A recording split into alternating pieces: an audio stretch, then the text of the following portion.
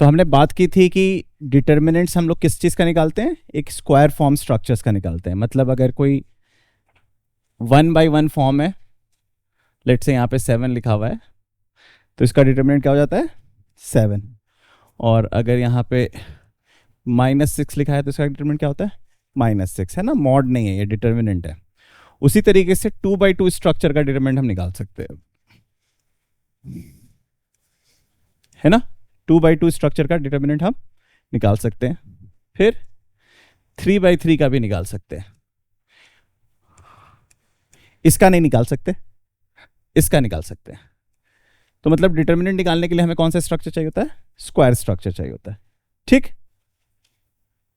Determinant जो होता है वो नंबर ही है, स्केलर क्वांटिटी है। ठीक है, तो किसी भी स्ट्रक्चर की अगर हम डिटर्मिनेंट वैल्यू निकाल रहे हैं तो हम उसका कैलकुलेशन करके नंबर ही निकाल रहे हैं। और जब हम किसी स्ट्रक्चर का डिटर्मिनेंट निकाल रहे हैं तो उसको डिफाइन इस तरीके से कर रहे हैं कि पहले जितने भी आपके पास स्ट्रक्चर दिए गए स्क्वायर स्ट्रक्चर हैं उसमें आपको हॉरिजॉन्टल आइटम्स दिख रहे होंगे और फिर वर्टिकल आइटम्स के अरेंजमेंट दिख रहे होंगे।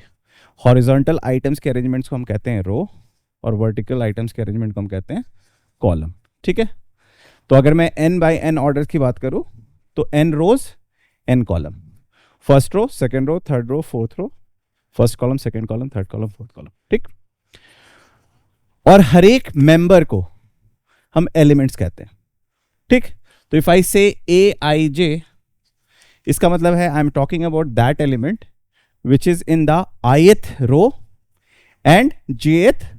So the first guy is giving us the position of row and the second guy is giving us the position of column. ठीक, और हर एक एलिमेंट का हम माइनर डिफाइन करते हैं। हर एक एलिमेंट का हम क्या डिफाइन करते हैं, जो माइनर होता है किसी भी एलिमेंट का वो भी डिटर्मिनेंट होता है और वो उससे एक ऑर्डर कम होता है। तो अगर जैसे मान लो हम n/n ऑर्डर की मैट्रिक्स देख रहे हैं तो हर एक एलिमेंट का माइनर होगा जो n-1 इंटू n-1 ऑर्डर का होगा। और वो जो डिटर्मिनेंट होगा वो कैसे हम पता करेंगे, तो जो भी व्यक्ति का हम जैसे Aij का अगर हम माइनर निकाल रहे हैं तो ith रो को हम एलिमिनेट कर देंगे और jth कॉलम को हम एलिमिनेट कर देंगे। उसके बाद जो भी आइटम बचेगा वो क्या बचेगा, n-1 into n-1। That structure, उसकी डिटर्मिनेंट वैल्यू को हम कहते हैं माइनर। उसी तरीके से हम लोग हर एलिमेंट का कोफैक्टर डिफाइन करते हैं। कोफैक्टर क्या होता है सर, माइनर होता है, बस उसके आगे आप माइनस या प्लस लगाते हैं। कैसे माइनस और प्लस लगाते हैं sir, -1 to the power i plus j कर दो। अगर i प्लस j इवन है तो प्लस हो जाएगा और i प्लस j ऑड है तो माइनस हो जाएगा। ठीक, और उसके बाद सर किसी भी स्ट्रक्चर का अगर हम डिटर्मिनेंट वैल्यू निकाल रहे हैं तो हम कोफैक्टर और एलिमेंट को यूज करेंगे, कोफैक्टर और एलिमेंट को यूज करेंगे।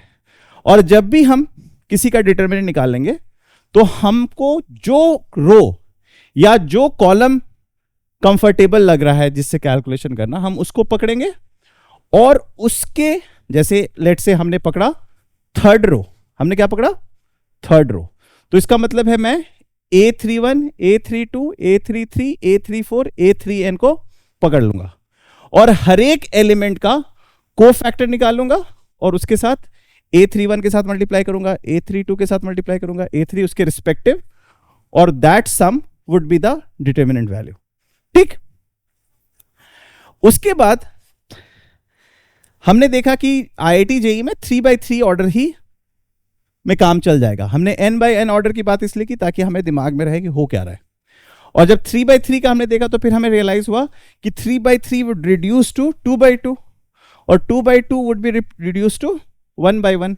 1/1 के लिए तो हमें कोई दिमाग लगाना नहीं होता, वैल्यू एज इट इज आती है, तो हम 2/2 इसी से बिल्ड करते हैं, AD माइनस BC, और फिर alternate plus minus with the respective coefficients जो कि एलिमेंट होगा। Making sense? ये था brute way of calculating the determinant of a structure. उसके बाद हमने कहा कि सर हम लोग कुछ प्रॉपर्टीज एक्सप्लोर कर सकते हैं जो हमारे डिटर्मिनेंट वैल्यू स्ट्रक्चर को निकालने में काफी मदद देती है। तो हमने कुछ कुछ प्रॉपर्टीज को टैबुलेट किया। पहला प्रॉपर्टी जो हमने टैबुलेट किया वो ये किया कि सर अगर कोई भी रो या कोई भी कॉलम कंप्लीटली उसके एलिमेंट जीरो हो जाए तो डिटर्मिनेंट का वैल्यू क्या होगा? जीरो। पहला प्रॉपर्टी, और वो हम अपने डेफिनेशन से चेक कर सकते हैं। फिर उसके बाद हमने कहा कि सर अगर किसी भी दो रो या दो कॉलम एकदम आइडेंटिकल हो जाए, या तो दोनों रो या तो दोनों, तो भी मैं कह सकता हूं इसका डिटर्मिनेंट क्या होगा? जीरो। फिर उसके बाद हमने कहा कि सर अगर मैं किसी डिटर्मिनेंट के स्ट्रक्चर के रोज को कंप्लीटली कॉलम से बदल दूं या कॉलम्स को कंप्लीटली रो से, तीनों रोज को तीनों कॉलम बना दें या तीन कॉलम को तीनों, तो भी डिटर्मिनेंट की वैल्यू चेंज नहीं होगी। और वो डेफिनेशन भी यही कह रहा है कि आप अक्रॉस रो जाओ या अक्रॉस कॉलम जाओ, आपकी चॉइस है, बट मिक्स नहीं करना है। मिक्स नहीं करना, ये नहीं कि कभी रो और कॉलम के साथ एक ही स्टेप में डांस अराउंड कर रहे हैं। ठीक। उसके बाद हमने कहा कि सर अगर मुझे किसी डिटर्मिनेंट को किसी नंबर से मल्टीप्लाई करना है, किसी स्केलर क्वांटिटी से मल्टीप्लाई करना है, तो सबसे अच्छा तरीका क्या होता है? डिटर्मिनेंट भी तो नंबर ही है, तो डिटर्मिनेंट निकालो और स्केलर से मल्टीप्लाई कर दो। बट आपको लगता है कि नहीं सर मैं उस स्केलर को डिटर्मिनेंट के स्ट्रक्चर में डालना चाहता हूं, तो फिर आपको क्या करो? चूज योर फेवरेट रो और कॉलम एंड देन वो आपकी चॉइस है। उस या तो आपने रो पकड़ना है या आपने कॉलम पकड़ना है। आपने कॉलम पकड़ा तो जो भी कॉलम पकड़ा है उसके हर एक एलिमेंट को उस स्केलर से मल्टीप्लाई कर दो। इसलिए हम लोगों की नेक्स्ट थ्योरी कहती है कि अगर किसी भी दो रो या दो कॉलम में सिर्फ आइडेंटिकल नहीं, अगर सेम प्रोपोर्शनैलिटी भी दिखती है, तो भी मैं कहूंगा डिटर्मिनेंट वैल्यू क्या होगी? जीरो। फिर उसके बाद हमने कहा कि अच्छा, दो डिटर्मिनेंट स्ट्रक्चर को, अगर मुझे दो स्ट्रक्चर के डिटर्मिनेंट वैल्यू को ऐड करना है, मतलब स्केलर प्लस स्केलर करना है, तो बेस्ट तरीका यही है कि सर इसका डिटर्मिनेंट वैल्यू निकाल दो, इसका डिटर्मिनेंट वैल्यू निकाल दो, ऐड कर दो, आंसर आ जाएगा। फिर नहीं सर मुझे दोनों को एक स्ट्रक्चर में लाना है या सम को as a sum of two items लिखना है, तो फिर हमने क्या देखा था कि अच्छा A1 plus D1, A2 plus D2, A3 plus D3, और नीचे as it is B1 B2 B3 C1 C2 C3, this will split into two determinant. तो आपने देखा था कि अच्छा जिस रो के अक्रॉस में अगर सम निकालना हो तो बाकी के जो दो रोज है वो अनटच्ड है, उसके साथ कोई काम नहीं हो रहा। ठीक, तो सम भी हमने निकालना सीख लिया था। ठीक, और क्या प्रॉपर्टीज हमने डिस्कस की थी? ट्रांसफॉर्मेशंस। अच्छा, एक की थी कि अगर हम देख रहे हैं कि हमारे पास तीन रोज है, रो 1 रो 2 रो 3, और हम किसी भी दो को इंटरचेंज करना चाहते हैं, लेट्स से रो 1 को रो 3 में ले जाना चाहते हैं और रो 3 को रो 1 में ले जाना चाहते हैं, interchange of only one time, तो आपकी डिटर्मिनेंट वैल्यू कितनी से बदलती है? माइनस से। और अगर हम दो बार चेंज करें तो minus two the power even, तीन बार करें तो फिर से माइनस। और आप या तो रो को चेंज करेंगे या कॉलम को चेंज करेंगे। ठीक, उसके बाद हमने बात की थी रो ट्रांसफॉर्मेशंस की। किसकी बात की थी? रो ट्रांसफॉर्मेशन की। अगर हमें किसी रो को बदलना है तो उस रो का पार्टिसिपेशन जरूरी है या नहीं जरूरी है? जरूरी है। अगर मुझे रो 1 को के साथ मैनिपुलेशन करना है तो रो 1 should be the part of, तो मैं अगर रो 1 को रो 1 प्लस लैम्डा रो 2 प्लस म्यू रो 3 करता हूं तो क्या मेरा रो 2 रो 3 चेंज होगा? नहीं, वो एज इट इज जाएगा। और जो मेरा रो 1 होगा वो क्या होगा? वो वही मैनिपुलेटेड जो मैं चाहता था। और लेट्स से अगर मुझे मैनिपुलेशन में रो 1 के आगे भी कोफिशिएंट लिखना पड़ रहा है तो मुझे उसी कोफिशिएंट को 1 से मल्टीप्लाई करना पड़ेगा ताकि बैलेंसिंग हो जाए। ठीक है, इतनी प्रॉपर्टीज हमने लास्ट क्लास में डिस्कस कर ली थी। और मैंने कुछ स्टैंडर्ड डिटर्मिनेंट्स आपको दिखाए थे जो आपको याद होने चाहिए। जैसे 1, अगर मान लो पहला कॉलम 1 1 1 है, दूसरा कॉलम x y z है और तीसरा column x square y square z square है, तो ये क्या होता है x minus y into y minus z into, और इसको भी हमने 3 तरीके से प्रूफ कर दिया था। दूसरा स्ट्रक्चर जो आपको ध्यान में रखना है वो क्या है 1 1 1 x y z x cube y cube z cube, again cyclic है 4 डिग्री है, तो इसका क्या होगा x minus y into y minus z into z minus x into x plus y plus z, तो ये सब ध्यान में रखना। और अगर लेट से आपको इंटरचेंज दिखे, जैसे 1 1 की जगह एक्स वाई जी दिखे और एक्स वाई जी की जगह 1 1, तो आपको माइनस लगाना पड़ेगा आगे, है ना, क्यों, क्योंकि वो प्रॉपर्टी आप जानते हैं। उसी तरीके से हमने एक और आपको स्टैंडर्ड बताया था कि अगर आपको कॉलम 1 में 1 1 1 दिखे, फिर x square y square z square दिखे और x cube y cube z cube दिखे, तो मतलब 5 डिग्री, तो फिर से क्या निकल के आएगा x minus y y minus z z minus x into x y plus y z plus, अच्छा जब भी जब भी आपको 2 degree cyclic expression in 3 variable सोचना है तो कैसे कैसे सोच सकते हो, एक था x y plus y z plus z x, दूसरा क्या था x square plus y square plus z square, and what is the best way, always think in terms of linear combination of this two, x square lambda into x square plus y square plus z square plus mu into x y plus y z plus z x, ठीक। और एक मैंने आपको बताया था अगर ए b सी, रो 1 में ए b c है, रो 2 में बी सी ए है और रो 3 में सी ए बी है, so that will turn out to be 3abc minus a cube minus b cube minus c cube. Okay, और कुछ सवाल मैंने आपको सॉल्व करने को दी थी, कितने सारे क्वेश्चन सॉल्व हो गए? ओके, चलो एक एक क्वेश्चन सॉल्व डिस्कस करते हैं।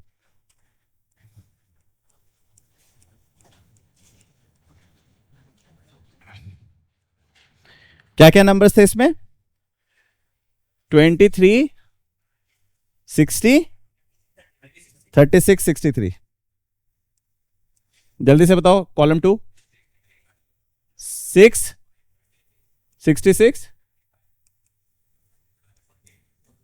फिर 11, 26, 37। ठीक है, मुझे डेल्टा की वैल्यू निकालनी है, डिटर्मिनेंट की वैल्यू निकालनी है, ठीक है। तो जब आपको इस तरीके के नंबर्स हो तो आपकी थोड़ी सी मैनिपुलेटिव आईज चाहिए, है ना, थोड़ा सा आपको स्ट्रक्चर को ब्रेक करने की ताकत चाहिए, है ना, और ये एक्सपीरियंस से आएगा। ऐसा नहीं होगा कि अगर आप पहली बार नहीं देख पा रहे तो कोई आप बड़े बेवकूफ हैं, और आप पहली बार देख पा रहे हैं तो आप बहुत इंटेलिजेंट है, ऐसा कुछ नहीं है, ठीक है। So you just need little bit of practice. जैसे कि क्लास 9 10th में जब तुम फैक्टराइजेशन सीख रहे थे तो शुरू में बड़ा इरिटेट करता था, है ना, अभी भी करता होगा। यहां से क्या निकल के आएगा, एक तो सीधे सर सबको दिखाई देगा वो कि सर ये जो कॉलम 2 है ना इसमें 11 कॉमन है, तो स्केलर प्रॉपर्टी से हमें पता है 11 बाहर कर सकते हैं, तो इसको आप ऐसे लिख दो 23, 6, 5, 13, 11। ओके, अब क्या करें, कॉलम ट्रांसफॉर्मेशन। क्या कॉलम ट्रांसफॉर्मेशन करना चाह रहे हो?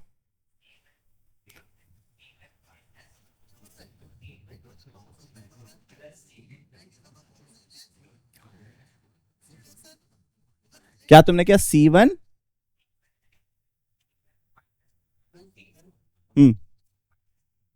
ओके, उससे क्या हो रहा है, पूरा फर्स्ट कॉलम 0 हो जा रहा है। देखो अब ये हर कोई नहीं देख पाया होगा, राइट। एक तो ये है कि देखो कनिष्क ने क्या दिमाग लगाया कि सर इसे 0 कर देते हैं या 1 कर देते हैं, दो ही चीज दिमाग में आती है, या तो 1 करें या 0 करें। तो बहुत अच्छा दिमाग लगाया, मैं ये नहीं सोचा था, मैं कुछ और सोचा था, ठीक है। पहले कनिष्क का दिखा देते हैं, फिर मैं बताता हूं मैं क्या सोचा था। अब इससे क्या पता चल रहा है कि हम कई तरीके से सोच सकते हैं, समझ में आ रहा है।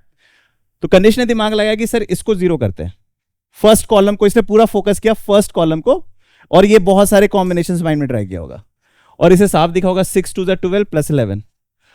और कभी कभी जो आपको स्ट्रक्चर दिए जाते हैं वो अच्छे स्ट्रक्चर्स दिए जाते हैं, है ना, गंदे स्ट्रक्चर्स दिए जाते हैं। तो आप फिर कनिष्क ने अपने आप ऑब्जर्व कर लिया होगा कि same thing is working for the all the guys, ठीक। तो कनिष्क कह रहा है सर कॉलम 1 को मुझे 0 बनाना है, इसलिए column 1 minus twice of column 2 minus column 3। This is what you are saying, okay. तो सबसे पहले मैं इसको अनटच छोड़ देता हूं, किसको, कॉलम 2 और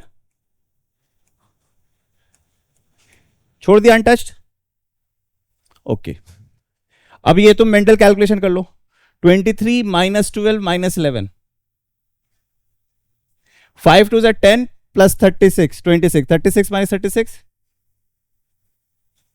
63, ये क्या हो गया, 13 2 ज़ा 26, 0, आगे लिखा है 11, क्या हो गया आंसर, 0। एक ही ट्रांसफॉर्मेशन में कनिष्क ने इसका आंसर निकाल दिया। ठीक, मैं रहता तो मैं कैसे सोचता, मैं रहता तो कैसे सोचता।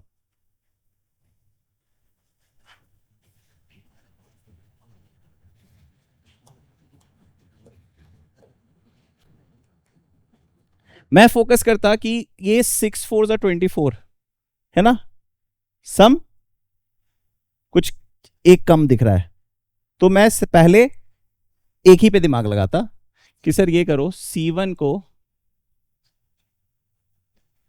C1 माइनस 4C2 कर दो, C1 माइनस 4C2 कर दो। तो फिर क्या हुआ, 23 माइनस 24 क्या हो जाता, -1। ठीक, फिर मैं करता 36 माइनस 20 क्या हो जाता, 60, और 63 माइनस 52 क्या हो जाता, ठीक, क्या इसको एज इट इज छोड़ देता, 6 5 13। अब मैं कोशिश करता इसको भी -1 बनाऊं, तो मैं साइमल्टेनियसली दो ऑपरेशन एक साथ कर सकता हूं। तो मैं करता C3 equals to C3 minus 2C2। ठीक, तो देखो क्या हो रहा है, 11 माइनस 12 कितना हो गया, -1। 26 माइनस 10 कितना हो गया, और 37 माइनस 26 कितना हो गया। और मैं देखता कॉलम 1 और कॉलम 3 बन गया सेम, इसका मतलब 0। अब बताओ कोई भी मेथड बहुत एफिशिएंट या बहुत इनएफिशिएंट तो नहीं है, इट्स जस्ट योर आईज जो आपको, तो बट स्ट्रैटेजी आपने देखा होगा, स्ट्रैटेजी आपके दिमाग में चल रहा होगा कि कनिष्क ने 0 पे फोकस किया, जो कि आप सोच सकते हो कि हर बार कनिष्क लकी नहीं होगा। ठीक है, 1 बनाने पे भी आप फोकस कर सकते हैं, 0 बनाने पे भी आप फोकस कर सकते हैं। Making sense? तो इस तरीके से सोचा जाता है। ठीक, कितने लोग इस क्वेश्चन को इस तरीके से किया, मेरे मेथड या कनिष्क के मेथड से? कितने लोगों ने दूसरे मेथड से किया? Okay, what was your method? Okay, that is not accepted. हाँ, ब्रूट फोर्स क्यों लगा रहे हो? थोड़ा तेरा मल्टीप्लिकेशन स्किल थोड़ी टेस्ट कर रहा हूं मैं, वैदिक मैथ्स की क्लास चल रही है।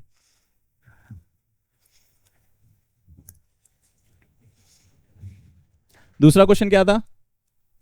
Show that 1 plus A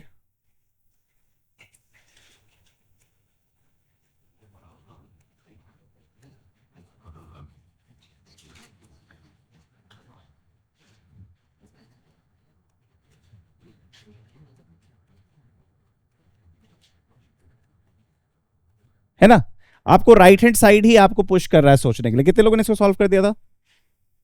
okay, कैसे किया था कनिष्क? ओके, एक मेथड बता। ओके, और हाँ सानवी, देखो सबसे पहले सोचो, आपका राइट हैंड साइड आपको साफ पुश कर रहा है सोचने के लिए कि एबीसी बार चाहिए। क्या चाहिए? एबीसी बार चाहिए। तो इसका मतलब है मैं रो 1 को ए से डिवाइड कर दूंगा, रो 2 को बी से डिवाइड कर दूंगा, और रो 3 को, देखो ये भी एक टेक्निक जो आपको सीखना है कि आप डिवाइड, आप देखोगे कभी कभी ना, आप देखोगे मैंने मल्टीप्लाई किया, डिवाइड किया, आपने बोला मल्टीप्लाई डिवाइड करने से तो सेम है, फिर देखोगे स्ट्रक्चर पूरा चेंज हो गया, स्ट्रक्चर चेंज हो जाता है। देख तो देखो, मैं कुछ एग्जांपल्स दिखाऊंगा।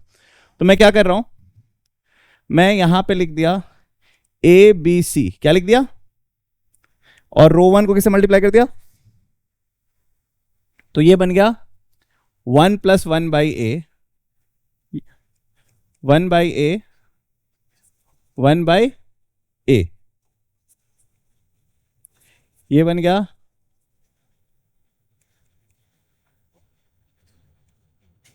और 1/,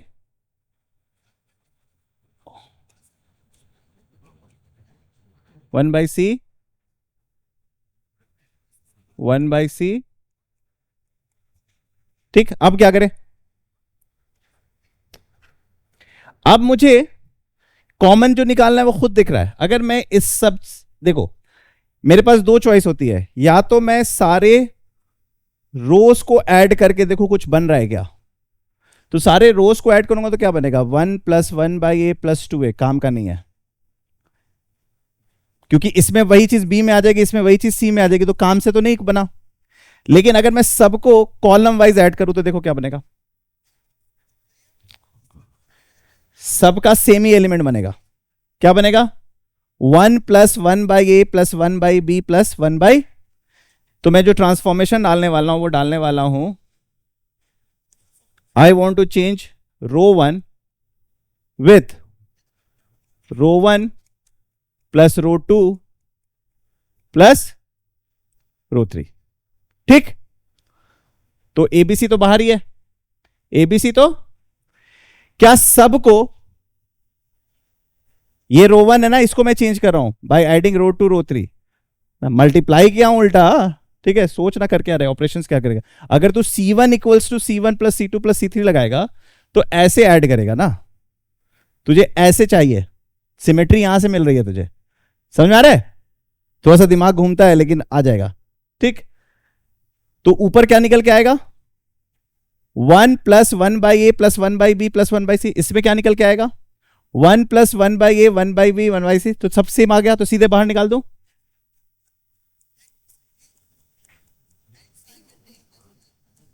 और ऊपर 1 1 लिख दो। ठीक, बाकी मेरा ρ2 ρ3 अनचेंज्ड है।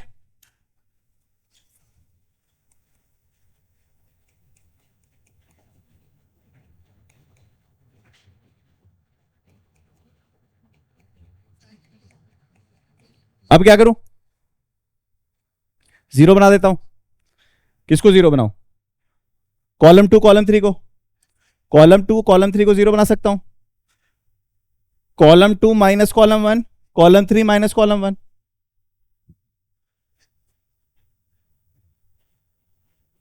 देखो इसमें बहुत सारा काम दिमाग से होगा, लिख लिख के तो थक जाओगे, बहुत सारा काम दिमाग से करना होगा। ठीक है, तो देखो क्या होगा, ए बी सी 1 + 1/a, देखो ये तो निकल के आ गया, मुझे बस प्रूफ करना है ये 1 है, मुझे प्रूफ करना है इसकी वैल्यू 1 है। तो मैं क्या लगाऊंगा, मुझे C2 C3 को जीरो करना है, तो मैं C2 को ट्रांसफॉर्म करूंगा C2 माइनस, और मैं C3 को, ठीक, तो देखो क्या बना, ये बार बार मैं नहीं लिख रहा हूं, ये समझ जाना। ठीक है, तो यहां पे मैंने 0 कर दिया, यहां पे मैंने, यहां पे 1 कर दिया। ठीक, मैंने अपना कॉलम 1 अनटच छोड़ दिया है। ओके, C2 - C1 1 बन गया, C3 minus, sorry C2 - C1 फिर से 0 हो गया, 0 हो गया। अब यहां से देखो, ये 0 हो गया और ये 1 हो गया, 1 निकल के आ गया। इसकी डिटरमिनेंट वैल्यू तो निकाल सकते हो, इसके अबाउट निकाल दो, ये गायब, ये गायब, 1 - 0 1, सो दिस इज द, समझ में आ रहा है? थोड़ा सा टाइम लगेगा बट आ जाएगा। ठीक, क्या चीज में कंफ्यूजन है, पूछो पूछो, समझ में आ रहा है?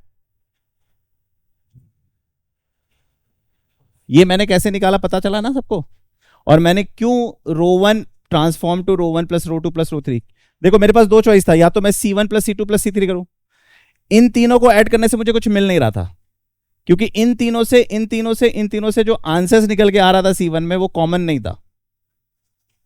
बट ऐसे ऐड करने से मुझे कुछ कॉमनैलिटी दिख रही थी, 1 + 1/a 1/b 1/c 1 + 1/a 1 + 1/b। समझ में आ रही बात? So that is why it help me. At the same time मुझे एक नया टेक्निक सीखा मैंने कि अच्छा ए बी सी से मल्टीप्लाई या रैंडम डिवाइड करने से कुछ स्ट्रक्चरिंग में चेंज आता है। ठीक, तो ये भी एक टेक्निक है जो आपके दिमाग में आया। इमेजिन करो 9th क्लास का बच्चा है, वो फैक्टराइजेशन सीख रहा है, you are in the same stage, ठीक है, और अच्छी वाली फैक्टराइजेशन सीख रहा है जिसमें वो सिर्फ a + b का होल स्क्वायर नहीं सीख रहा है, साइक्लिक एस्पेक्ट भी सीख रहा है, छुपे हुए चीजों को स्प्रेड करना सीख रहा है, सोफी जर्मैन सीख रहा है ना, ओलंपियाड लेवल का फैक्टराइजेशन सीख रहा है। What was the third question? 1 2 cos theta 4 cos square theta minus 1 sin 3 theta sin 6 theta sin 9 theta, यही है ना? ओके, और sin cube theta sin cube 2 theta और sin क्यूब 3 थीटा। इसकी वैल्यू निकालनी थी, 0 आ गई होगी। सिंपल सी बात है सर, sin 3 थीटा और sin क्यूब थीटा देख के मुझे एक ही चीज याद आता है, क्या? 3 sin theta minus 4 sin cube theta. तो मुझे sin 3 थीटा दिख रहा है, sin क्यूब थीटा दिख रहा है, तो मुझे लग रहा है कि इसे मैं 4 से मल्टीप्लाई कर सकता हूं। I have that freedom. In fact मैं -4 से मल्टीप्लाई कर सकता हूं, है ना? और इसको मैं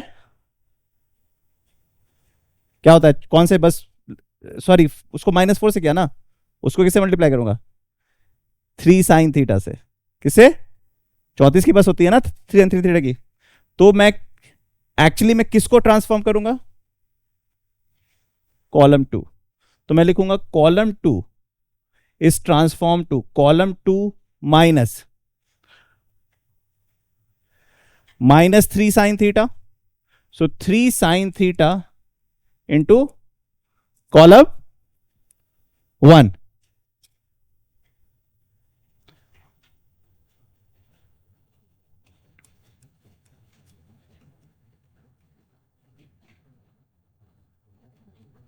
यही चाहिए ना? समझ आ रहा है? तुम्हें 0 बनाना है ना?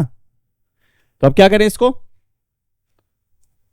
4c3। ठीक, ये ट्रांसफॉर्मेशन हम करने जा रहे हैं, और सिर्फ हम अपने पहले वाले पे, और हमें सेंस लग रहा है कि कुछ काम हो जाएगा। तो मुझे साफ दिख रहा है कि ये बंदा तो ये एज इट इज रह गया, इसे मुझे नहीं छेड़ना है, इसे मुझे, और इसे भी मुझे नहीं छेड़ना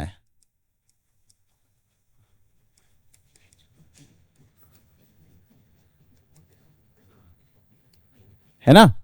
मैं सिर्फ कॉलम 2 को छेड़ रहा हूं।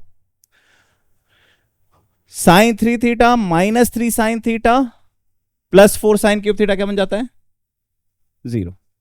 अब मुझे चेक करना है कि बाकी लोगों में हो रहा है कि नहीं। नहीं भी हो रहा होता तो भी अच्छा स्टेप है, क्योंकि मैंने एक बंदे को तो 0 बना दिया। ओके, अब देखो C2 क्या है तुम्हारा? sin 6 थीटा क्या है? -3 sin 2 theta into 2 cos theta क्या होगा? 3 sin 2 थीटा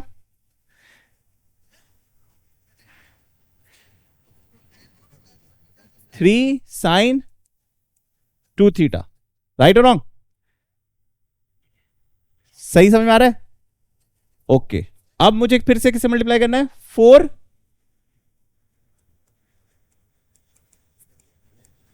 देखो तो 0 हो गया क्या? sin 6 थीटा को अगर लिखोगे तो ऐसे ही लिखोगे ना 2 थीटा के फॉर्म में, 3 sin 2 theta minus 4 sin cube 2 theta. हो गया 0, ये भी हो गया 0। ठीक, अब आ जाओ आखिरी में, 2 0 हो गया। आप तो क्या चिंता करना है? अब तीसरे में क्या करोगे? sin 9 theta as it is छोड़ दो, माइनस 3 साइन थीटा इंटू, देखो इसको ध्यान देखना, यहां पे ध्यान रखना, 3 sine theta into 4 cos square theta को मैं क्या लिख सकता हूं, मुझे साइन में चाहिए तो 4 माइनस 4 साइन स्क्वायर थीटा -1, मतलब 3 माइनस, राइट और रॉन्ग,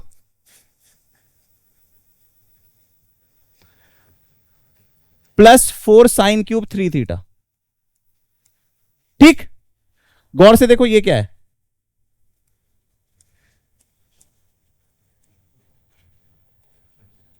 गौर से देखो ये क्या है, 3 sine 3 theta minus 4 sine cube 3 theta, मतलब साइन 9 थीटा, कैंसिल हो गया, so the answer would be 0। ठीक है, डिटर्मिनेंट में ज्यादातर आंसर 0 आते हैं, बट ये बात सबको पता है, तो आईटी वालों को भी पता है, तो वो 0 वाला नहीं देंगे, कुछ चेंज कर देंगे। ठीक है, ठीक है, आगे बढ़ो, समझा रहे, ठीक, थोड़ा सा मुश्किल लग रहा होगा अभी, मुश्किल नहीं, इरिटेटिंग लग रहा होगा, क्योंकि बहुत ज्यादा स्ट्रेस लेना पड़ता है, लिखना भी पड़ता है, बट धीरे धीरे यू वुड रियलाइज कि ये फ्रेंड है, दिस इज योर फ्रेंड, जो बड़ी, एक्चुअली इसका काम ही है बड़ी चीजों को हैंडल करना, इसका जन्म ही हो रहा है बड़ी चीजों को छोटा करना। ठीक है, देखो ना 9 आइटम्स को हैंडल कर रहा है, और वो भी वेरियस डिग्रीज के, है ना। तो इस स्ट्रक्चर, ये एक्चुअली क्यों आया है, सिस्टम ऑफ इक्वेशंस को सॉल्व करने के लिए, वेक्टर्स को पढ़ने के लिए। इनफैक्ट जब तुम हायर अलजेब्रा, हायर मैथ्स पढ़ने जाओगे कॉलेजेस में, तो n डायमेंशंस के वेक्टर्स को हैंडल करोगे इसी के माध्यम से। ठीक है, okay, what was the next question, this was the last question, चलो एक क्वेश्चन करो।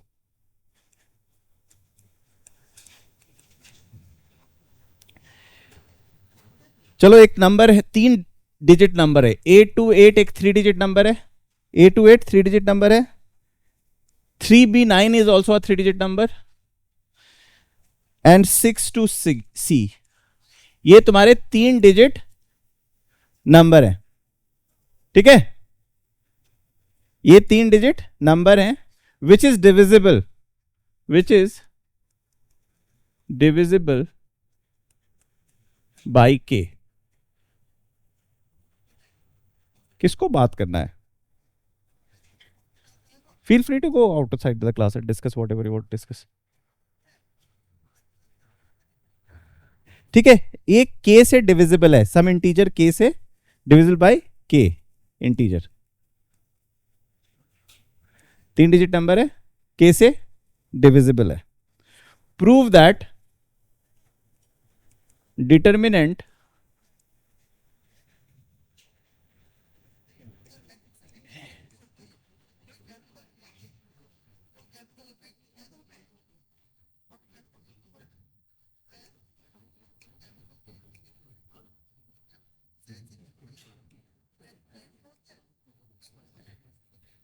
इसकी जो भी डिटर्मिनेंट वैल्यू होगी इज ऑल्सो डिविजिबल बाई के। बहुत आसान सवाल है, देखो कर पा रहे हो कि नहीं। एक 3 डिजिट नंबर है क्या, 828 3B9 and 6C, which is divisible by some integer के। तुम्हें प्रूफ करना है ये जो डिटर्मिनेंट वैल्यू निकल के आएगी क्या, A36 8 9C 2B2 will also be divisible by के। सोचो,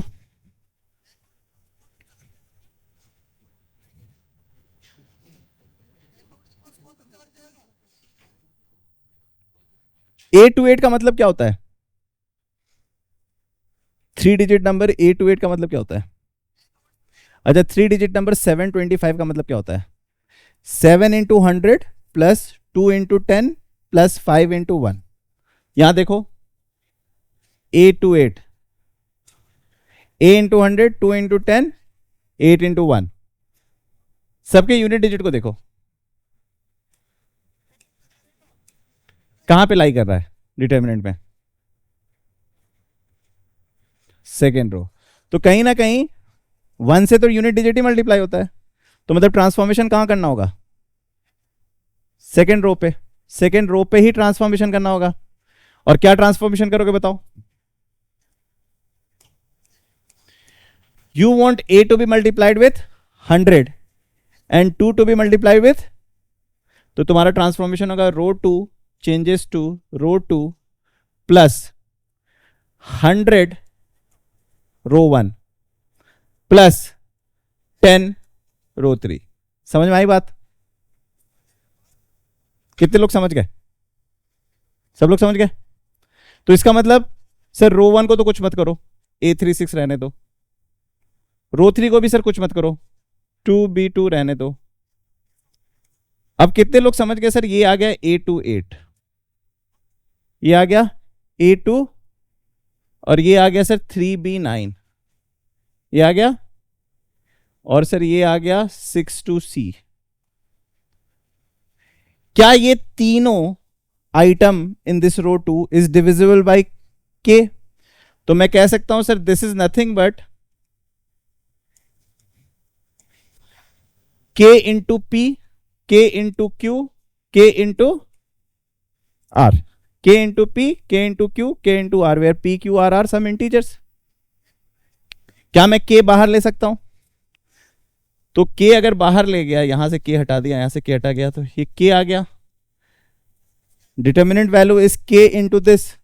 ये जो डिटर्मिनेंट वैल्यू आएगा इसके सारे कंपोनेंट इंटीजर्स हैं, तो इंटीजर ही होगा, तो आ गया K into integer. So yes this determinant is divisible by K। समझ में आई बात? ये रो ट्रांसफॉर्मेशन का एक अच्छा एप्लीकेशन था। ठीक,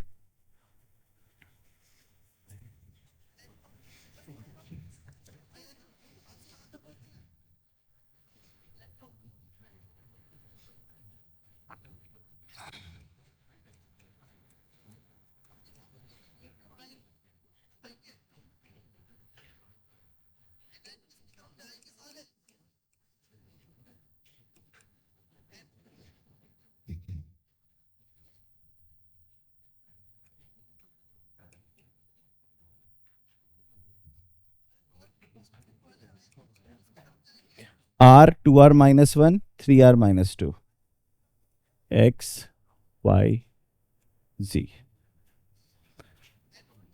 n into n plus 1 by 2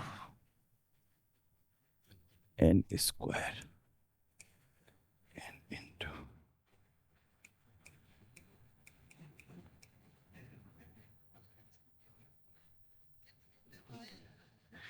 ठीक है। एक डिटर्मिनेंट है आर के वेरिएबल में, क्या डी आर, ठीक, जिसका फर्स्ट कॉलम ये है in terms of r, second column में आर नहीं दिख रहा है, they are just x y z other numbers, and then you have n into n plus 1 by 2 in terms of n। ठीक है, आपको निकालना है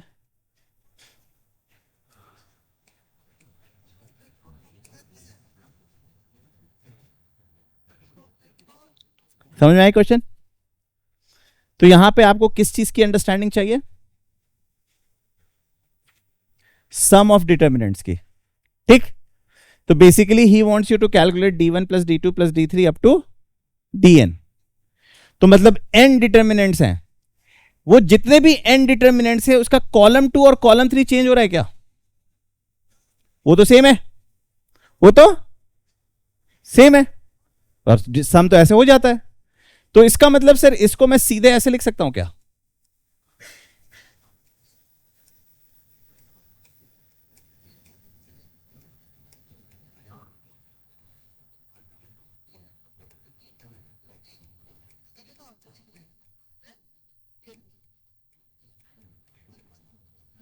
उल्टा लिख दिया क्या?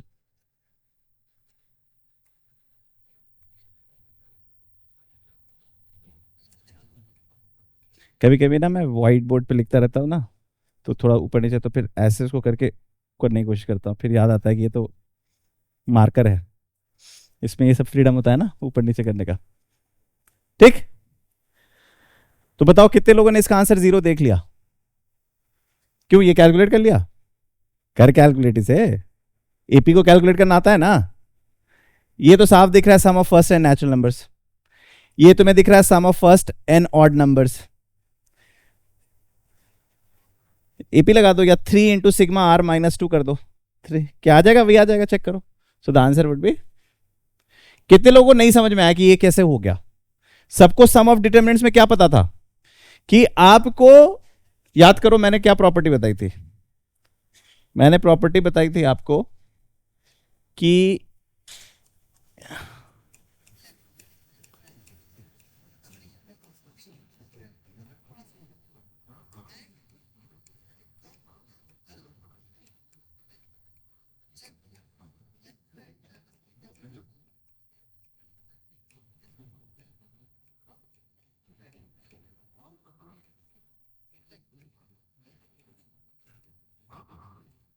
याद है, ये बताया था ना? तो तुम देखो, रो 2 रो 3 चेंज नहीं हो रहा है, वो सेम है। मैंने इनफैक्ट 4 से दूसरे रो में भी लगा के बताया था, 4 डिटरमिनेंट्स पैदा हुए थे। ठीक, वही लॉजिक है। और यहां पे आपको साफ दिख रहा है आर है, तो एक्स वाई जी से तो कोई मतलब नहीं है। जब मैं आर की ऑपरेशंस कर रहा हूं तो ये तो हमेशा कांस्टेंट ही रहेगा ना, और एन भी हमेशा कांस्टेंट ही रहेगा। इतना तो सीक्वेंस सीरीज सीख चुके हो, ठीक है? चलो और करते हैं क्वेश्चन, थोड़ा सा गियर चेंज करते हैं।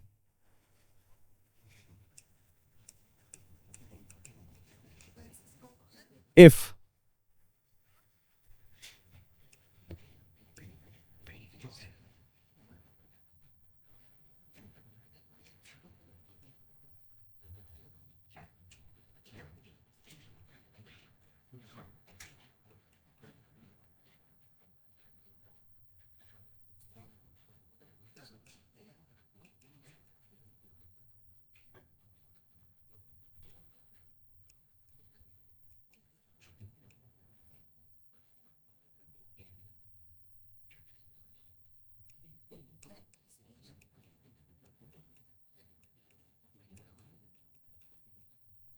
चलो करो।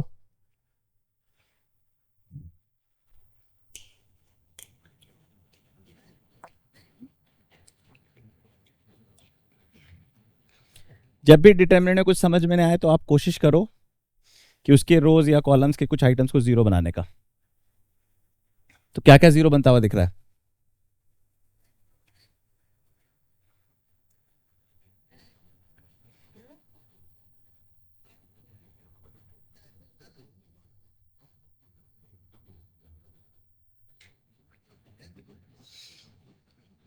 एक तो तुम रो 2 को जीरो, रो 2 के पहले आइटम को जीरो बना सकते हो, ए माइनस ए करके, है ना? और फिर तुम रो 3 के भी आइटम को जीरो बना सकते हो, है ना? तो रो 1 को छोड़ दो अनटच्ड, रो 1 को छोड़ दो, ये लगा दो, रो 2 इज इक्वल टू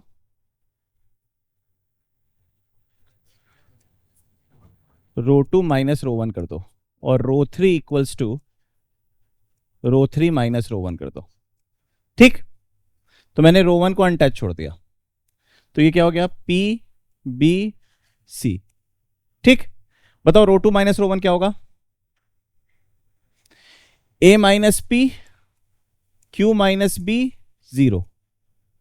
ठीक, सबको दिख रहा है ये बात? ये हो जाएगा a minus P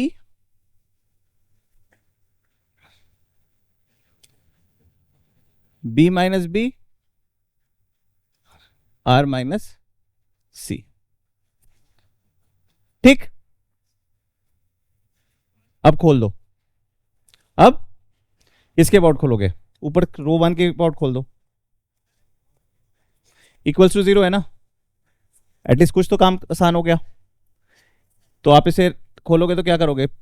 P into, P के आगे प्लस लगेगा, P इंटू, ठीक, अब बस इतना ही है, माइनस बी इंटू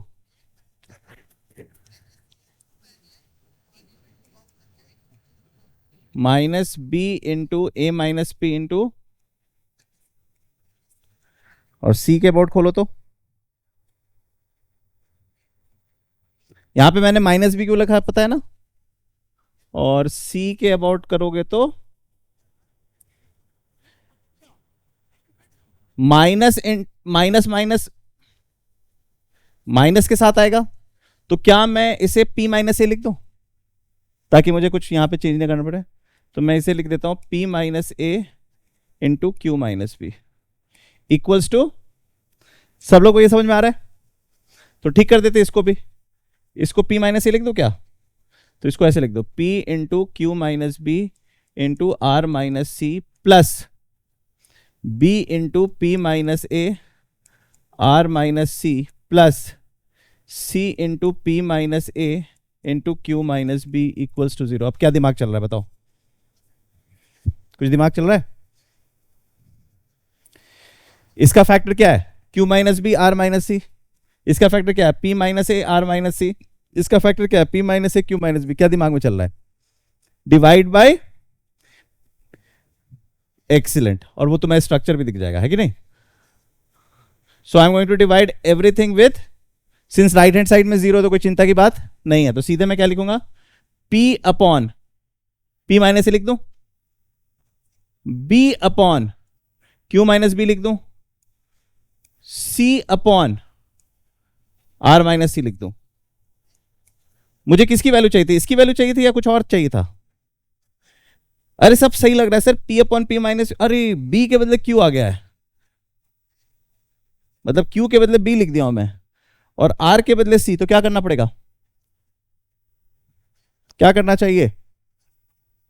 क्या करने से बी क्यू बन जाएगा ऊपर, प्लस प्लस 1, और ये आर कैसे बनेगा? तो यहां पे कर दो +1, यहां पे कर दो +1, यहां पे कर दो +2। हो गया? आ गया मेरा आंसर? p अपॉन प्लस, तुमको लग रहा होगा फिर से 0 आंसर है ना, लेकिन 0 आंसर नहीं था, मैनिपुलेट कर दिया था, है ना? q अपॉन r अपॉन,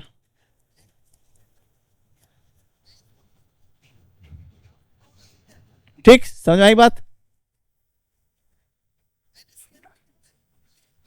है ना? ये थोड़ा सा क्रिएटिविटी वाली क्लास है, मतलब दोनों चीज है, हार्ड रूल भी चल रहा है और थोड़ा सा क्रिएटिविटी भी चाहिए कि देख पा रहे हैं कि नहीं कौन सा, है ना? प्रॉब्लम सॉल्विंग का बहुत पॉपुलर चैप्टर नहीं है ये, और तुमको 3x3 तक ही हैंडल करना आएगा, और IIT JEE का बहुत फेवरेट एरिया भी नहीं है ये। मैं बस ये दिखा रहा हूँ ताकि हम जो कोऑर्डिनेट में मैं जो भी रिजल्ट्स यूज़ करूँ जहाँ पे डिटर्मिनेंट आ रहा हो, तो ये आपको बड़े आराम से समझ में आ जाए, या जहाँ पे मुझे साइमल्टेनियस इक्वेशन सॉल्व करना है। ठीक है, चलो, थोड़ा सा मेथोडिकल है ये चैप्टर, है ना? और उस मेथड्स में तुम्हें थोड़ी सी क्रिएटिविटी चाहिए।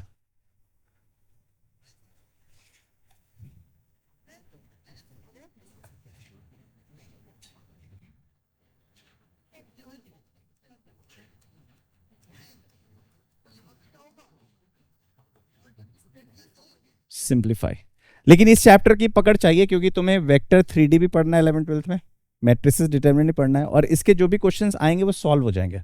एग्जाम में जो भी सवाल आएंगे वो गुड प्रोबेबिलिटी होती है कि सॉल्व हो जाएंगे। ठीक है, जो जो चैप्टर थोड़े से सिंपल से होते हैं ना, उसके क्वेश्चन सॉल्व करना मुश्किल हो जाता है। जैसे स्ट्रेट लाइन के चैप्टर एग्जाम में सॉल्व करना मुश्किल हो जाएगा, एलिप्स के क्वेश्चन सॉल्व हो जाएंगे, हाइपरबोला के क्वेश्चन सॉल्व हो जाएंगे, लेकिन स्ट्रेट लाइन के क्वेश्चन सॉल्व ही नहीं होंगे।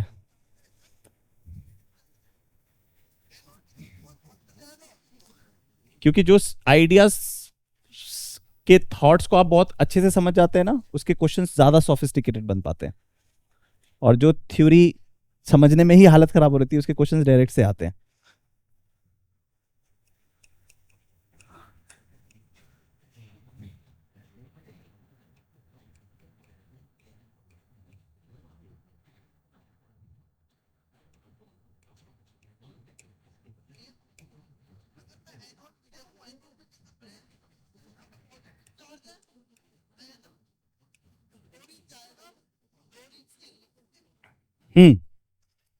क्या करें?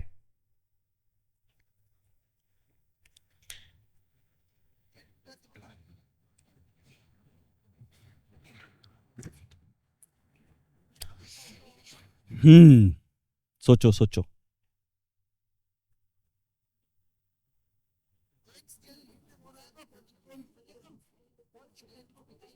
क्या? कॉलम 1 माइनस, फिर से बोल, उससे क्या होगा?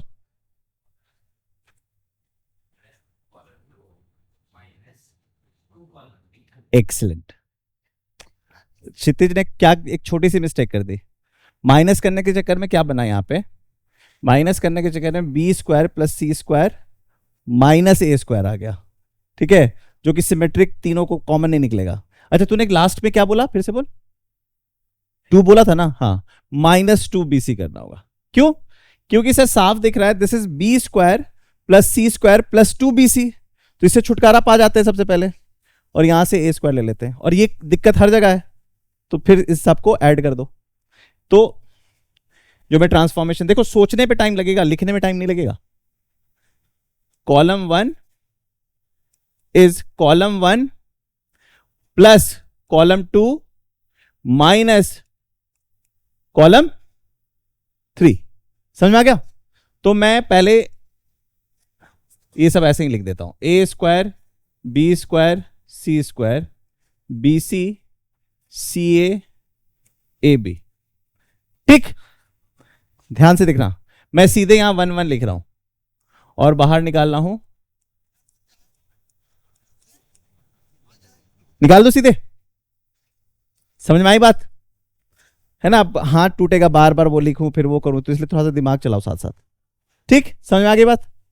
अच्छा अब तो ठीक है, लेकिन एक दिक्कत दिखाई दे रहा है मुझे। क्या दिक्कत दिख रहा है?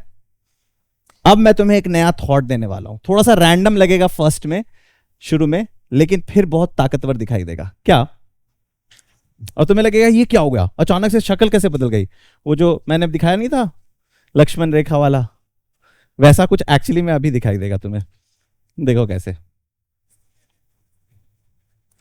मैं, ध्यान से सुनना, मैं रो 1 को ए से मल्टीप्लाई करने वाला हूं, रो बी को बी से, रो 2 को बी से मल्टीप्लाई करने वाला हूं, रो 3 को सी से। तो मैं इसी पे काम कर दूं, है ना, इसी पे करता हूं। यहां पे मैं एबीसी लिख दूं, लिख दूं, इसे ए बना दूं, इसे ए क्यूब कर दूं, इसे एबीसी लिख दूं, इसे बी बना दूं, इसे बी क्यूब कर दूं, इसे एबीसी लिख दूं, इसे सी बना दूं, इसे सी क्यूब लिख दूं, इसे एबीसी कर दूं, एबीसी बाहर निकाल दूं, तो ये एबीसी उड़ा के इसको पूरा 1 लिख दूं, हो गया, शुक्रिया बदल गया, मैंने एबीसी गायब हो गया, एबीसी गायब भी हो गया और स्ट्रक्चर भी चेंज हो गया। अब इस स्ट्रक्चर को पहचानते हो क्या? पहले देखा है क्या? क्या देखा है? माइनस लगाना जरूरी है। सर मैंने देखा था 1 1 1, है ना, तो 2 बार तो नहीं लगा देगा, 2 बार लगेगा तो माइनस नहीं होगा, ठीक है?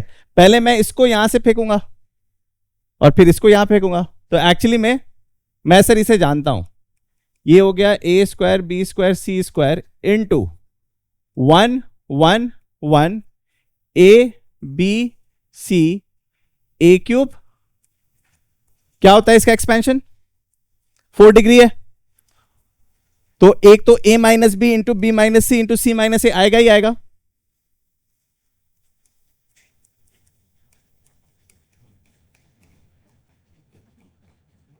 लेकिन कितनी डिग्री है इसकी? 4, तो फिर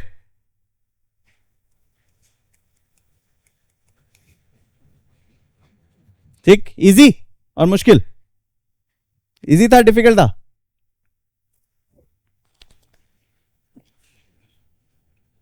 क्यों ये चेंज होने पे माइनस नहीं लिखा मैं, सबको समझ में आया? क्योंकि 2 बार मुझे चेंज करना पड़ा टू गेट दिस स्ट्रक्चर, ठीक?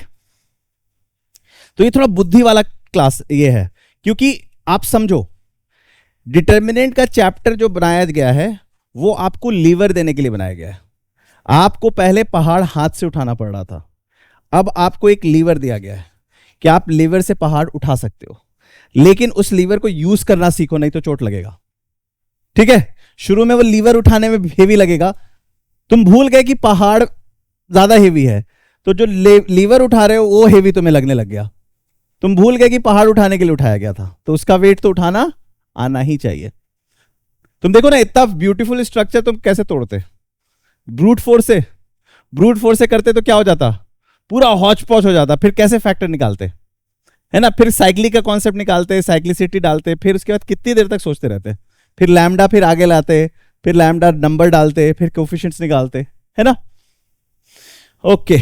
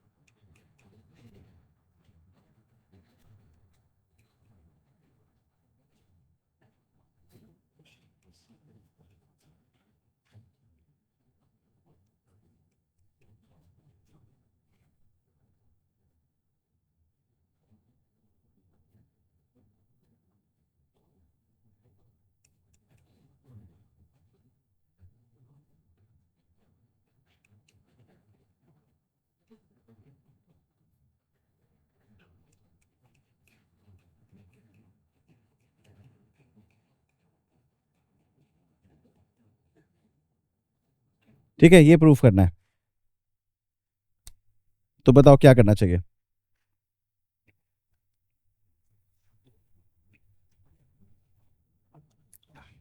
तो अभी मैंने एक रैंडम सा थॉट आपको सिखाया था, क्या एबीसी से मल्टीप्लाई करो, एबीसी से कुछ हो जाएगा, है ना। तो जब भी आपको इस तरीके की थॉट है, तो आपके पास दो ही रास्ते हैं, या तो मैं हॉरिजॉन्टली जाऊं या मैं वर्टिकली जाऊं। आपको दोनों में से कोई एक तुक्का नहीं मारना है। दो आप लेट से तुक्का मार के भी गए तो सॉल्व हो जाएगा, लेकिन हो सकता है आप इनएफिशिएंट रास्ते चले गए हो, है ना। तो कहीं ना कहीं जब भी आप इस मेथड का प्रयोग करो कि एबीसी से मल्टीप्लाई करना है मुझे, तो फिर पिक करो कि अक्रॉस द रो करूं या अक्रॉस द कॉलम करूं। फिर देखो फायदा किसमें, फिर देखो। तो लेट से मेरे दिमाग में आया कि एबीसी से, तो मैं इसको पूरे रो 1 को ए से मल्टीप्लाई कर देता हूं। किससे मल्टीप्लाई कर देता हूं, ए से। तो क्या बनेगा, ए स्क्वायर, बस एक ही देखने की जरूरत है, बाकी नहीं दे, a square a b minus a c, a b plus a c. A c गायब हो रहा है, लेकिन ए बी अभी भी रह जा रहा है, ए बी अभी भी रह जा रहा है ना, अक्रॉस रो जाने में। Let's go column, a square plus a c. अच्छा एक मिनट, थोड़ी सी जल्दी कर दी मैंने, इसको ए से किया तो क्या बना, a square a b a c, a b a c. इसको बी से करो तो a b plus b c, a b plus b c, और इसको सी से करो ए सी माइनस बी सी। तो कुछ फायदा हो रहा है, ऐसे करो। फिर इन सबको ए से करो, a square plus a c, a square minus a b, a square minus a b. इधर देखो, b square minus b c, b c plus c square. दिखना शुरू हो गया, दिखना शुरू हुआ कि नहीं हुआ। A square b square minus b c, b c plus c square, b c गायब। हाँ दिखना शुरू हो गया। दो, मैं ये नहीं कहूंगा कि अगर आप रोज आओगे तो गलत हो जाएगा, थोड़ा सा स्टेप्स बढ़ जाएगा, ठीक है। देखो ना, पेन उठा के देखो, अगर सिर्फ एक ही रो पे देखो, ऐसे देखो, a square b square minus b c plus c square, दिख रहा है। तो क्या पता चला, अच्छा पहले आइटम को आपने ए से मल्टीप्लाई किया, दूसरे आइटम को बी से, और तीसरे आइटम को, इसका मतलब कॉलम ट्रांसफॉर्मेशन हो रहा है। क्या हो रहा है? कॉलम ट्रांसफॉर्मेशन हो रहा है। तो मैं एक ही स्टेप करूंगा और वो ये लिखूंगा, C1 is transform to AC1 plus BC2 plus CC3। ठीक, इस ट्रांसफॉर्मेशन में मुझे किस चीज का ध्यान रखना है? फाइनल डिटरमिनेंट में क्या लिखना होगा मुझे? 1/A लिखना पड़ेगा। 1 तो इट हैज सेव्ड। पिछली बार मैंने ABC से डिवाइड किया था, इस ट्रांसफॉर्मेशन ने मुझे सिर्फ A से डिवाइड करने को कहा, तो मैं यहां पे लिख दिया 1/A। अब देखो, मैं सीधे इसको A² plus B² plus C² लिख रहा हूं।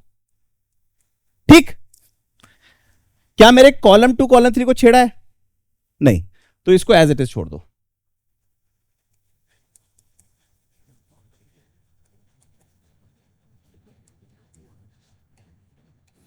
ठीक, अब इस पे आ जाओ। दूसरे बंदों पे आप तो कुछ कर नहीं सकते, तुमने ट्रांसफॉर्मेशन लगा दिया है, तुम्हें बस देखना है कि व्हाट इज हैपनिंग।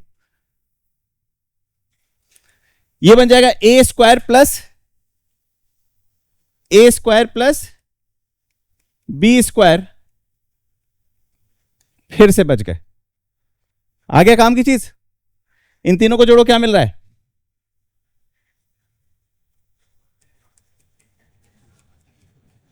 देखो तो तीसरे में क्या हो रहा है?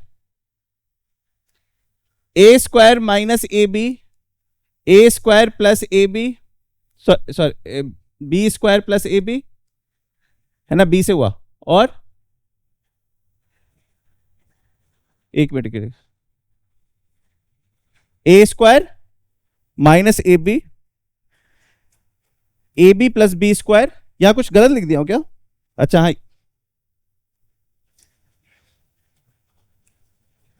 वही मैं सोच रहा था कि स्ट्रक्चर लास्ट में क्यों गड़बड़ कर रहा है। ठीक, तो क्या निकल के आया?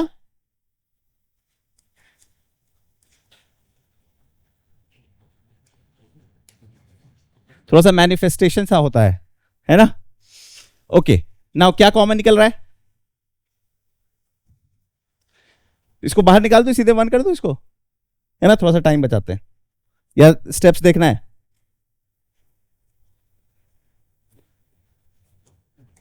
तो इसको कर दिया 1 1 1 और यहां पे बाहर निकाल दिया। ध्यान दो, अभी भी 1/A बाहर है। 1/A। अच्छा, अब मुझे 0 कर देते जल्दी से, है ना? 1 1 तो आ गया, तो 0 कर दो। क्या कर दू? Row 2 transform to row 2 minus row 1, row 1 transform to, sorry row 3 transform to row 3 minus row 1। ठीक, इसमें मैंने ये बाहर लिख दो। इसमें लिखने में ही थोड़ी आफत आती है ना? और लंबा लंबा लिखना पड़ता है, स्पेस दे दे के लिखना पड़ता है। ओके, रो 1 में कोई दिक्कत नहीं है, एज इट इज लिख दो। रो 2 माइनस, तो ये हो गया 0, ये हो गया B माइनस B, C, ये हो गया C minus C, gap minus A plus B, है ना? कैलकुलेशन देखते रहना।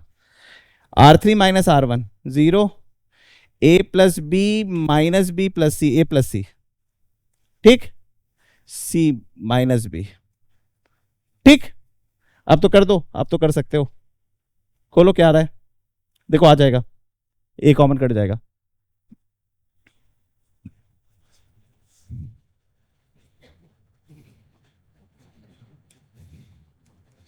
A² plus B² plus C² by A,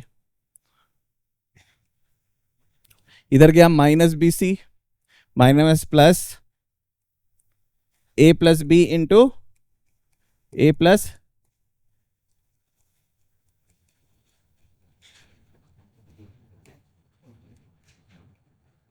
A² plus AC plus AB plus BC। देखो तो क्या बचा?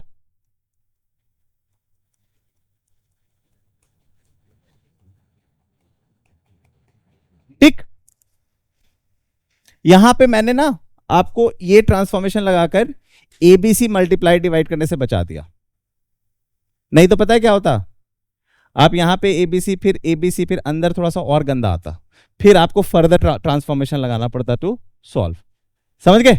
तो मैंने थोड़ा सा, तो आप ये देख पा रहे हो कि अगर आपको 2-3 ट्रांसफॉर्मेशन एक साथ दिख जाए तो आपको ज्यादा दिमाग लगाने की जरूरत नहीं होगी, आप सीधे आंसर प्रेडिक्ट करोगे, है ना, मशीन की तरह।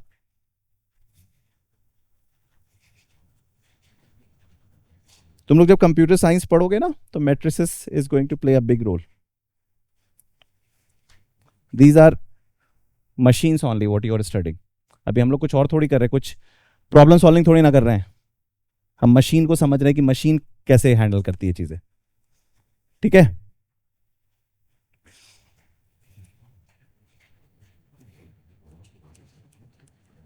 एक क्लास और होगा और खत्म हो जाएगा डिटर्मिनेंट, फिर 12th में पढ़ेंगे। 12th में भी जब तुम डिटर्मिनेंट पढ़ोगे तो समझ लो बस क्रैशिंग ही होगा। ठीक है?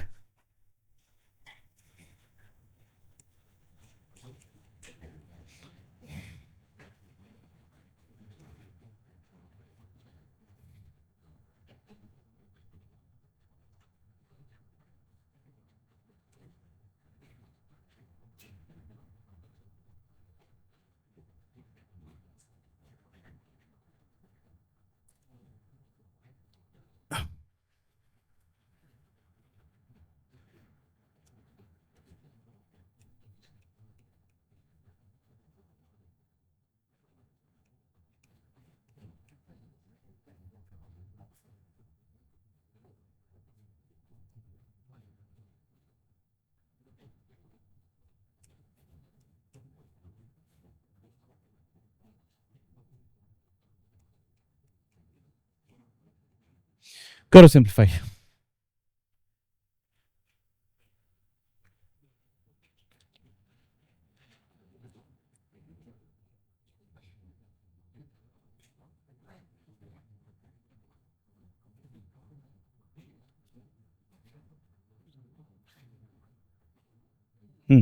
बताओ।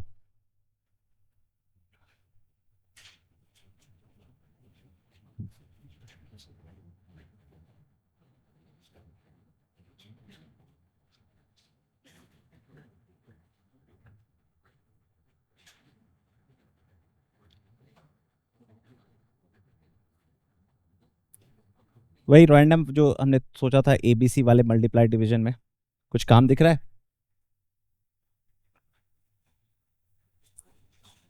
देखो अगर तुम गौर से देखोगे, a b c a c b symmetric है, और ये भी तो मतलब रो के थ्रू जाओ या कॉलम के थ्रू जाओ कोई दिक्कत नहीं है ना। Row and column are exactly, तुम चेंज करो ना वही चीज आ जाएगी। तुम रो को कॉलम बना दो, है ना। इस तरीके की मैट्रिसेस भी होती है, वो बाद में से पढ़ेंगे। बट ये स्ट्रक्चर देख के मुझे समझ में आ गया कि इसमें रो और कॉलम में कोई डिफरेंशिएशन नहीं है। तो मैं सीधे बुद्धि लगाया कि अच्छा चलो ऐसा करो, इन सबको ए से मल्टीप्लाई कर दो, देखो क्या हो रहा है।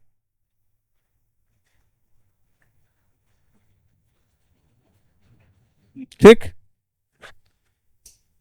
इन सबको बी से कर दो। ठीक, और इन सबको सी से कर दो। ठीक, तो तुम्हें क्या कॉमन दिखेगा? A square plus b square plus c square, right. कुछ दिख रहा है कॉमन या नहीं दिख पा रहा है? दिख पा रहा है? चलो देखते हैं, अभी देखते हैं। पहले रफ वर्क कर लो, देखो क्या है। A cube plus a x square, a b square, a c square, इन दोनों को जोड़ो तो क्या दिख रहा है? ए कॉमन दिख रहा है, और अंदर क्या आ रहा है? B square plus c square plus, अब दिखना शुरू हो गया या नहीं दिखना शुरू हुआ? हो गया। तो हम क्या करेंगे, हम लगाएंगे row one transformation into a r one plus b r two plus c r three. ठीक, तो फाइनली बाहर में मैं 1/a लिख देता हूं, क्योंकि सिर्फ 1/a लिखना होगा। ठीक, अब देखो क्या हो रहा है। रो 2 रो 3 में कोई बदलाव, ए बी सी ए, ठीक है। अब देखो, अच्छा मैंने कॉलम में एक मिनट उल्टा कर दिया,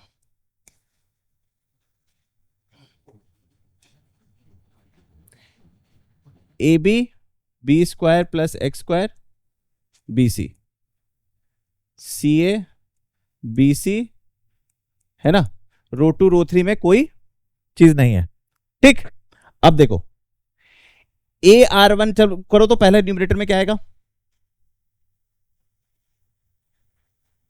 ए common, a square plus b square plus c square plus x square, सबको ये आ गया। इसमें देखो तो क्या आ रहा है, b common, a square plus b square plus c square plus और सी कॉमन, तो सीधे मैं इस सबको बाहर ले जाऊं और ऊपर ए बी सी छोड़ दूं, तो ठीक है, इसी पे काम कर रहा हूं, ठीक है।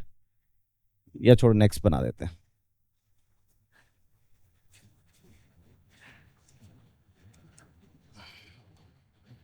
मैंने लिख दिया a square plus b square plus c square plus x square upon a, ऊपर आ गया ए बी सी, और ये आ गया a b square plus x square b c, और क्या आ गया, c a b c c square plus x square, ठीक।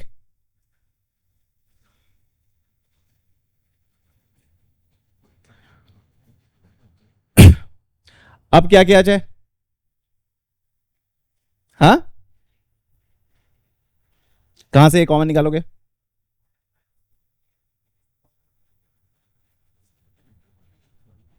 बट थोड़ा सा होल्ड ऑन करो, मुझे एक और इंटरेस्टिंग चीज दिखाई दे रहा है। ए से तो कॉमन करके निकाल ही लो, उससे कोई दिक्कत नहीं है, ठीक है। लेकिन अगर तुम एक चीज देखोगे, चलो कर लो, पहले निकाल लो, a square plus b square plus c square plus x square, निकाल लिया ए कॉमन, तो ये बन गया 1 बी सी बी, इससे कौन बी कॉमन निकाल रहा था, क्षितिज निकाल रहा था, निकाल, ठीक। मुझे सेकेंड रो, मतलब फर्स्ट कॉलम के जो दोनों आइटम है उसको जीरो बनाना है, कैसे बनाऊं, इन दोनों को जीरो बनाना है मुझे, क्यों जीरो बनाना है, ताकि मुझे सीधे इसका डिटरमिनेंट निकालना पड़े, ठीक है। ये दोनों को मैं जीरो बना सकता हूं, बताओ कैसे बनाऊं। सर आप क्या करो, रो 2 को ट्रांसफॉर्म करो, row 2 minus B into r one, b तो नंबर ही है ना, और सर रो 3 को ट्रांसफर करो, row 3 minus c r one, zero बन गया। तो थोड़ा सा कैलकुलेशन पे ध्यान देना, क्योंकि यही सब लास्ट स्टेज पे ही गलती होती है। 1 बीसी को एज इट इज छोड़ दो, छोड़ दिया, ओके, ये जीरो बन गया, यही तो पूरा पर्पस था, ये दोनों को जीरो बना दिया। अब यहां पे एक्सट्रीमली ध्यान देने की जरूरत है, b square plus x square minus b square, प्यारा सा नंबर आ गया, मैं सोच भी नहीं रहा था इसके बारे में, ये अपने आप हैंडल हो गया, समझ रहे हो। बीसी माइनस, ठीक, देखो सोच भी नहीं रहा था मैं, है कि नहीं। अब देखो यहां पे रो 3 माइनस,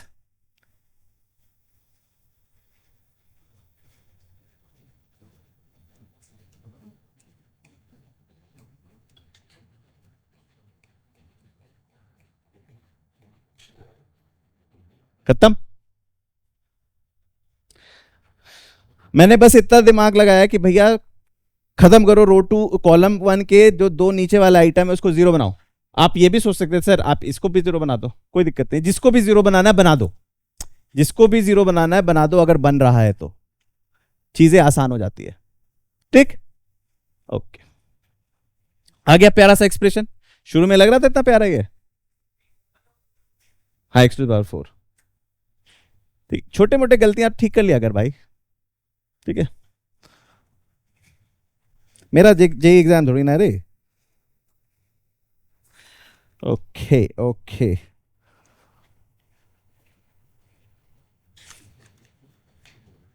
ओवर हो गया क्या क्लास? ओके, चलो दो क्वेश्चन दे देता हूं ताकि घर पे थोड़ा सा देखो तुम लोग कर पा रहे हो कि नहीं। कल क्लास है ना मेरी, कल खत्म हो जाएगा।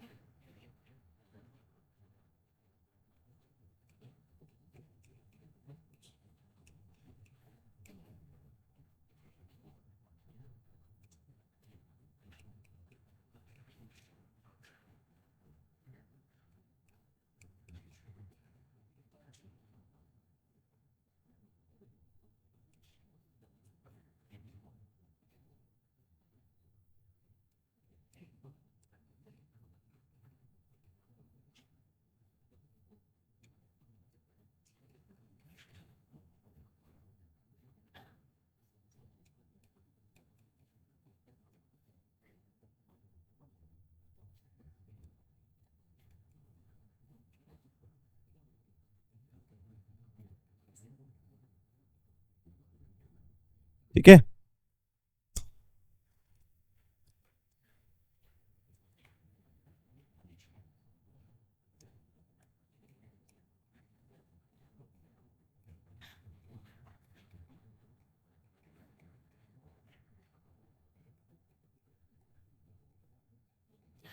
मतलब जो भी आंसर निकालना है इस इक्वेशन का वो डिटर्मिनेंट के फॉर्म में ही छोड़ देना आंसर, ठीक है।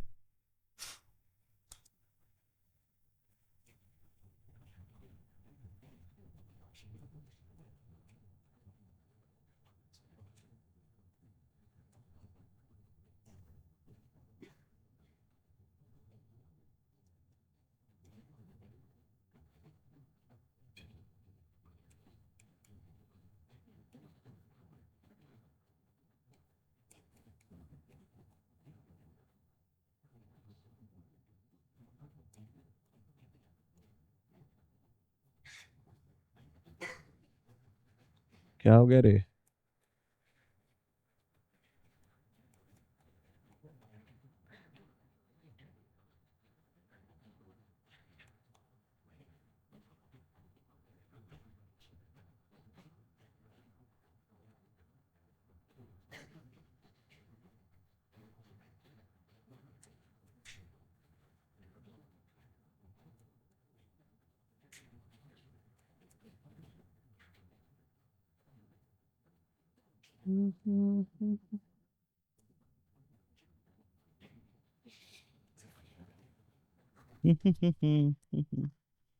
छोटा सा पोर्शन बचा हुआ है जो सिस्टम ऑफ इक्वेशन और प्रोडक्ट का है, कल कर लेंगे।